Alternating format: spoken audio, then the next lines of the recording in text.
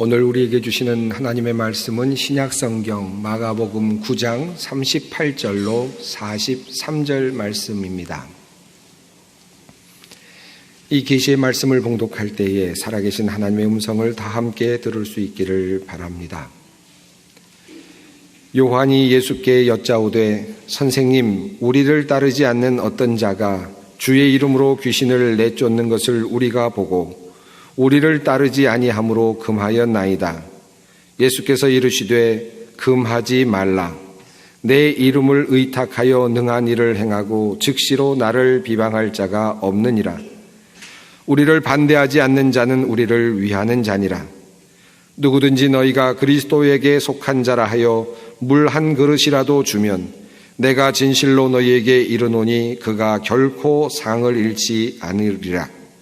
또 누구든지 나를 믿는 이 작은 자들 중 하나라도 실족하게 하면 차라리 연자맷돌이 그 목에 매여 바다에 던져지는 것이 나으리라.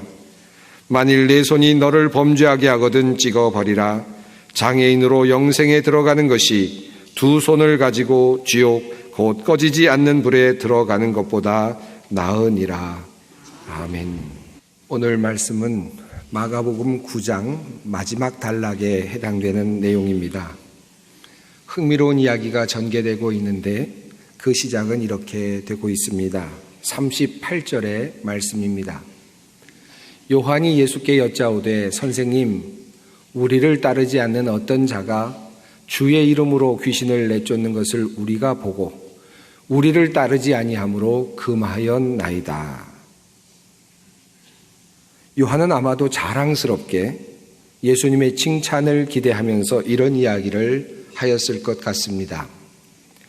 예수를 따르지도 않는 자가, 제자 그룹에 속하지도 않은 자가 길거리에서 예수님의 이름을 팔아서 귀신을 내어 쫓고 있었던 것입니다. 그것을 금한 것은 어쩌면 요한에게는 당연한 것처럼 보입니다. 예수님에 대한 로열티는 우리들에게 있는 것 아닌가? 우리와 함께 하지도 않고 우리를 따르지도 않는 사람이 어떻게 예수님의 이름을 사용할 수 있다는 말인가? 라고 하는 그런 의미이겠습니다. 요한이나 다른 제자들의 입장에서 본다면 자신들은 어렵게 예수님을 쫓아다니면서 열심히 배우며 그렇게 예수님을 따르고 있는데 예수님을 따르지도 않는 사람이 예수님의 이름을 들먹이면서 사용하고 있는 모습이 아마도 무척이나 못마땅했을 것입니다. 그런 면에서 요한의 반응은 충분히 이해할 만합니다. 제자들에게 예수님은 자신들만의 선생이었을 것입니다. 감히 다른 사람들이 예수님의 이름을 들먹이는 것, 그것은 자신에 대한 모욕이요 예수님에 대한 모욕이라고 생각했을 것입니다. 그런데요, 이러한 요한의 이야기를 들으신 예수님께서는 뜻밖의 이런 말씀을 하십니다. 금하지 말라. 내 이름을 의탁하여 능한 일을 행하고 즉시로 나를 비방할 자가 없느니라. 그리고는 더욱 적극적으로 주님께서는 이렇게 말씀하셨습니다. 우리를 반대하지 않는 자는 우리를 위하는 자니라. 그리고는 예수님께서는 우리들의 마음을 더욱더 넓게 하시는 말씀을 제자들에게 이어서 하셨습니다. 누구든지 너희가 그리스도에게 속한 자라 하여 물 한 그릇이라도 주면 내가 진실로 너희에게 이르노니 그가 결코 상을 잃지 않으리라. 참으로 놀라운 말씀을 하셨습니다. 예수님을 따르지는 않지만 제자의 그룹에 속하지는 않지만 그들도 주님의 사람들이 될 수 있다라고 하는 말씀입니다. 제자들과 함께 하지도 않고 예수님을 따르지도 않고 함께 주님의 말씀을 연구하지도 않고 고생을 함께 하지도 않았지만 그저 지나가는 사람들에게, 지나가는 제자에게 물 한 그릇 떠준 사람에게까지도 하나님의 나라는 열려 있다라고 하는 말씀입니다. 사실 이미 오늘 이야기 속에, 오늘 성경 말씀 속에 제자들이 생각하고 있는 그 한계를 넘어서서 역사하고 계시는 하나님의 모습을 우리는 이미 볼 수 있습니다. 예수님의 이름을 사용하지 말라고 하는 요한의 그리고 제자들의 말이 무색하게도 예수님의 이름을 독점하고 싶은 제자들의 바램을 비웃기라도 하듯이 예수님을 따르지 않았던 어떤 사람을 통해서 예수님의 이름으로 귀신이 쫓겨나는 권능이 이미 밖에서 일어나고 있었다는 사실입니다. 예수님의 이름으로 일어나고 있는 이 권능은 제자들이라고 하는 좁은 울타리를 넘어서서 이미 일어나고 있었다는 것입니다. 제자라는 의식이 강할수록, 주님을 따르는 열심이 특심할수록 우리는 종종 제자로서의 로열티를 생각할 때가 있습니다. 제자들만이 누리는 특별한 혜택을 생각할 수가 있습니다. 그런데 주님은 말씀하십니다. 우리를 반대하지 않는 자는 우리를 위하는 자니라. 반대하지만 않아도 우리 편이다 라고 말씀을 하시는 것입니다. 하나님의 나라는 제자들에게만 열려진 것이 아니라 예수를 반대하지 않는 모든 사람들에게까지도 열려져 있는 것이다 라는 말씀입니다. 하나님 나라의 포용성입니다. 우리를 반대하지 않는 것만으로도 그리스도인으로서의 연대감을 누릴 수 있는 것, 물 한 그릇 얼떨결에 나누는 작은 손길 속에서도 주 안에서의 깊은 교제를 느낄 수 있는 것, 교회의 개혁을 도모하지도 못하고 그저 하루하루를 살아가는 어떤 교회 모습을 보면서도 하나님의 백성으로서의 동질감을 느낄 수 있는 것, 이것이 바로 하나님 나라의 포용성입니다. 그런데요, 흥미롭게도 예수님의 이러한 포용적 관점은 바로 다음 절인 41절에서 완전히 달라지고 있습니다. 예수님은 제자들을 향하여서 이렇게 말씀하셨습니다. 또 누구든지 나를 믿는 이 작은 자들 중 하나라도 실족하게 하면 차라리 연자맷돌이 그 목에 매여 바다에 던져지는 것이 나으리라. 다시 말해 예수님의 이름을 사용해서 밖에서 기적을 베풀고 있었던, 귀신을 내어 쫓고 있었던 이런 사람들, 이들을 작은 자로 표현하시면서 이러한 작은 사람들을 하나라도 넘어지게 하는 사람은 차라리 그 목에 큰 맷돌을 메고 바다에 던져지는 것이 나을 것이라고까지 말씀을 하신 것입니다. 예수님의 이름으로 귀신을 내어쫓던 사람을 금하였던 요한을 향하여 예수님께서는 칭찬하시기는커녕 예수님께서는 도리어 책망의 말씀을 하고 계시는 것입니다. 이어지는 말씀은 더욱 강력합니다.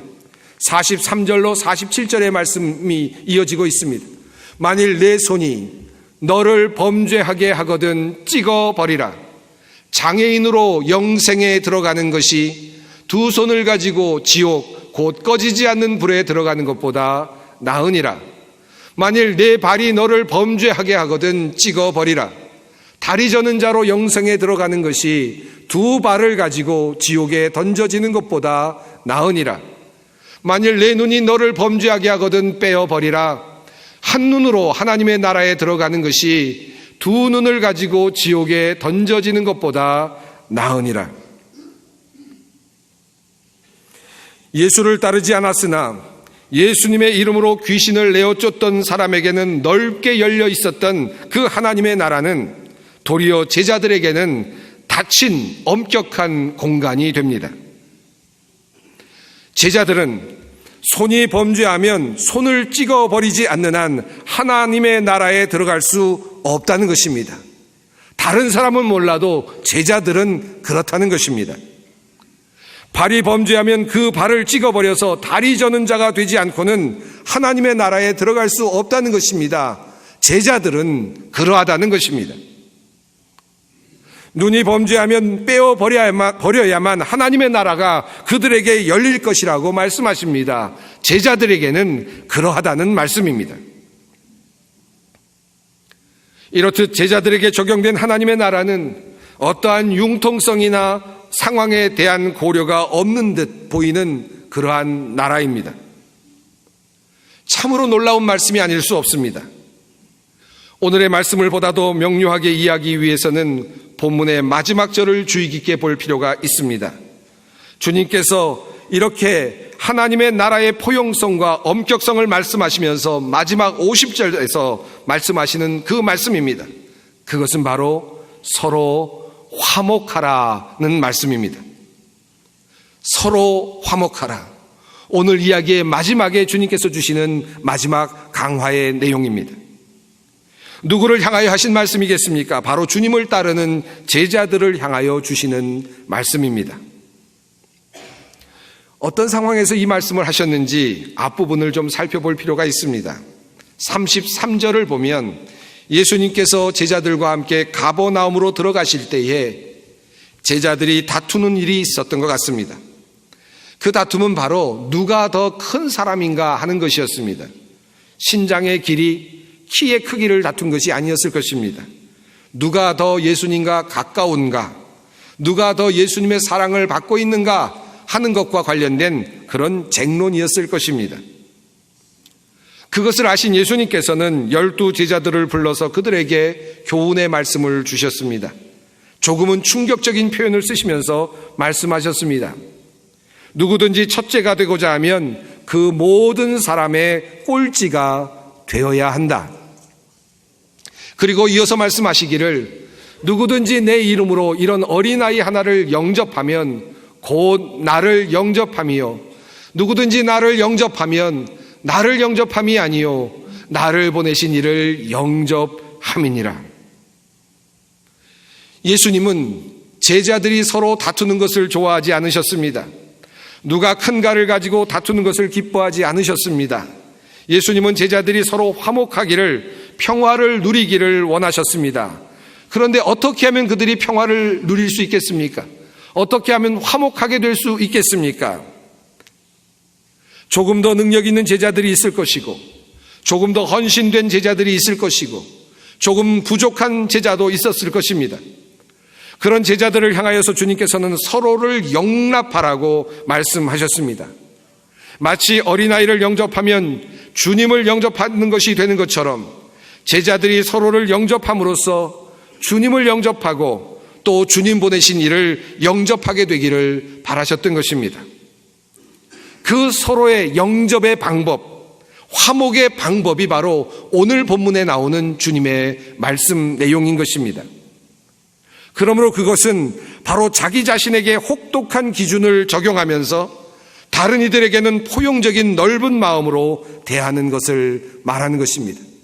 이것이 바로 화목으로 나아가는 길이라는 말씀입니다. 서로 화목하게 되는 길이 어디에 있는가?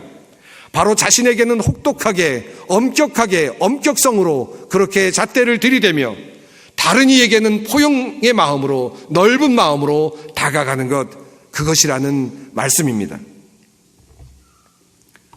사랑하는 성도 여러분, 주님께서 원하시는 것은 주님의 교회들이 서로를 영접하며 화목하게 지내는 것입니다.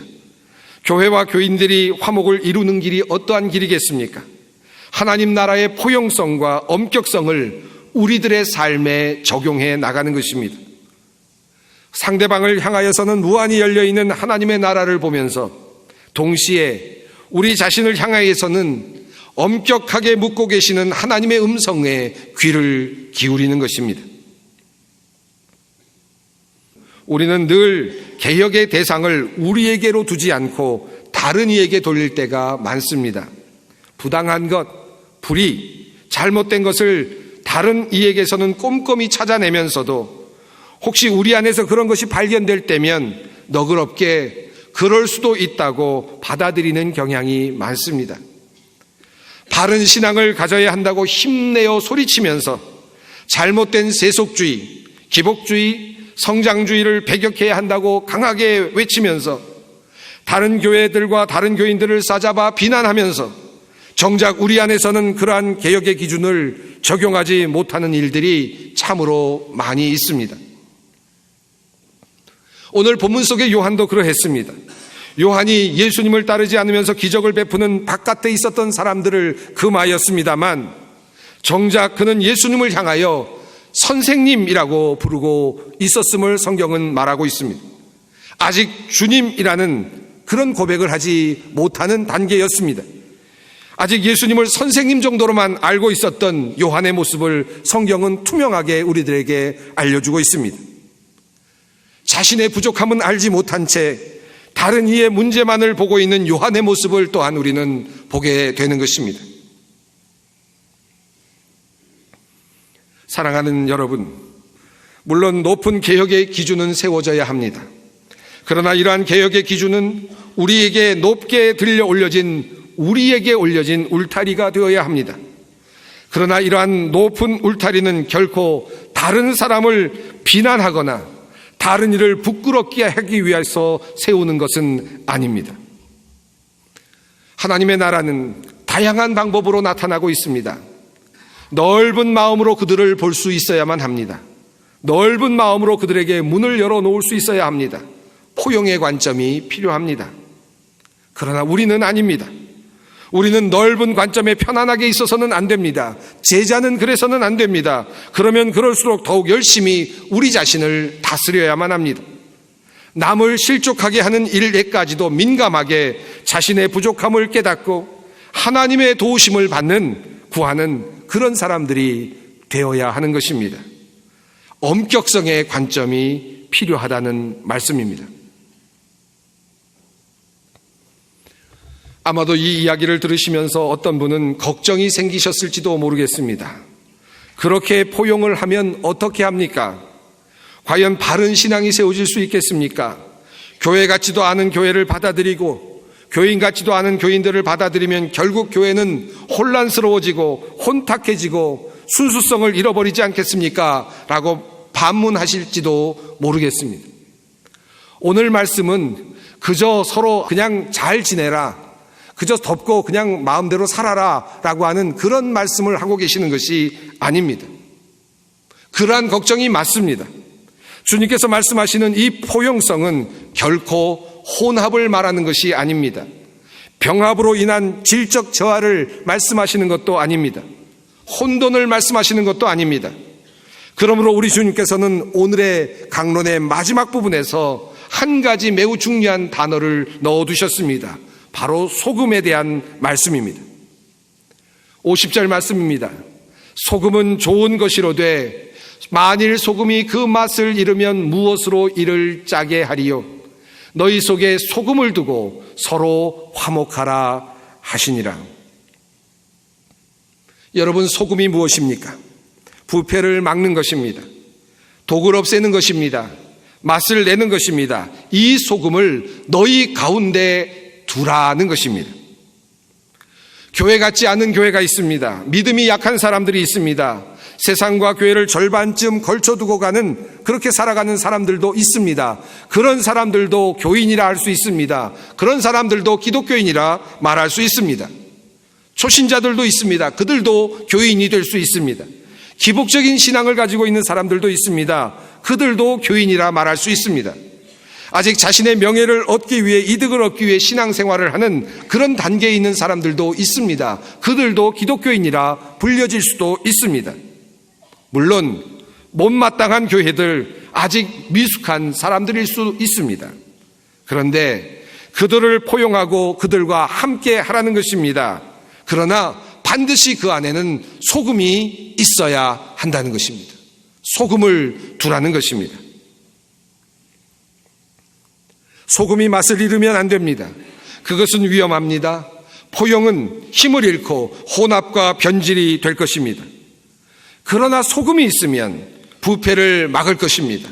독을 없앨 것입니다. 맛을 낼 것입니다. 다양성이 도리어 멋지게 그렇게 드러나게 할 수도 있을 것입니다. 우리 주님께서 말씀하시길 너희는 세상의 소금이다 라고 말씀하셨습니다. 우리는 믿지 않는 사람들과도 함께 해야만 합니다. 그 세상에서 함께 살아가야 합니다. 죄악된 세상입니다.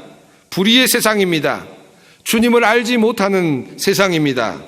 그러나 우리는 그들과 함께 하면서, 그들과 화목하면서 우리가 그들 속에서 소금이 된다면 우리에게는 희망이 있는 것입니다.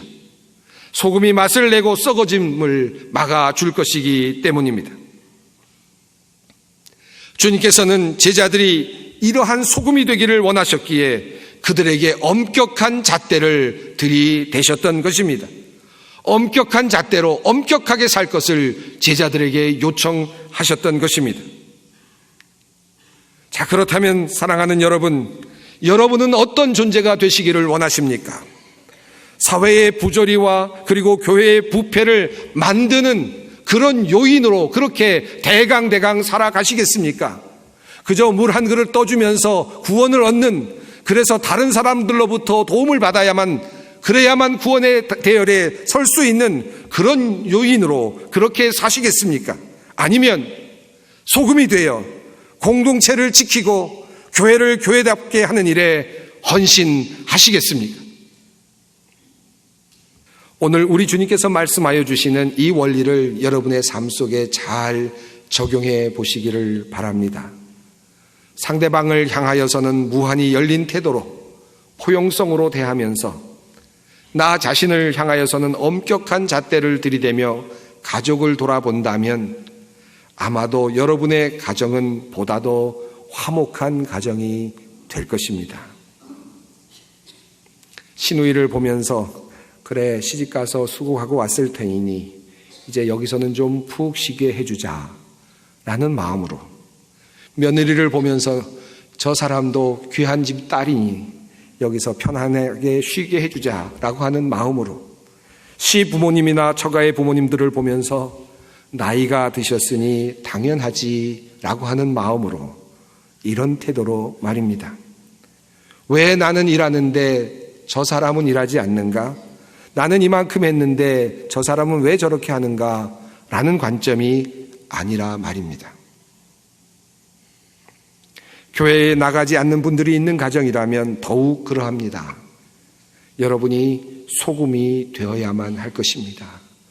여러분이 가정의 소금이 되시기를 바랍니다. 오늘날의 사회는 화목과 그리고 평화를 모색하는 시대입니다. 남과 북이 화해와 공생을 모색하고 미국과 북한이 평화를 위한 길을 찾아 나서고 있습니다. 총과 칼을 들이대고 있었던 원수 같았던 사람들이 서로를 받아들이는 시대에 우리는 살아가고 있습니다. 하물며 교회이겠습니까? 하물며 정치권이겠습니까? 하물며 우리의 가정이겠습니까? 화해와 평화가 본래 우리 한 주님께서 보여주시고 명령하신 것인데 우리 교회가 당연히 그 일을 감당해야 하지 않겠습니까? 화해의 자리로, 화목의 자리로 나갈 수 있기를 바랍니다.